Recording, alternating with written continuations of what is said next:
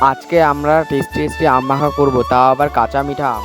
আম মাখা খাওয়ার জন্য আমরা চলে গেলাম আম পাড়তে। আম দেখে তো আমাদের বাটুটা সেই খুশি।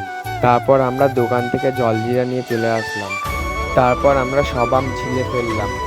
আম ছেলা হয়ে গেলে আমরা তিনজন চলে যাচ্ছি কলা পাতা কাটতে। তো আমাদের কলা পাতা কাটা হয়ে গেছে। কলা পাতাটা নিয়ে এসে ভালো করে ধুয়ে ফেললাম। তারপর ছেলা আমগুলো ভালো করে কেটে নিলাম।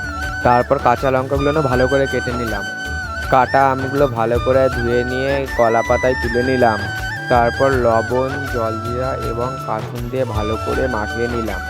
মাখানো হয়ে গেলে আমের উপরে ছিটিয়ে দিলাম। তারপর আমগুলোকে ভালো করে মাখিয়ে নিতে আমাদের টেস্টি একটি আম মাখা রেডি হয়ে গেছে।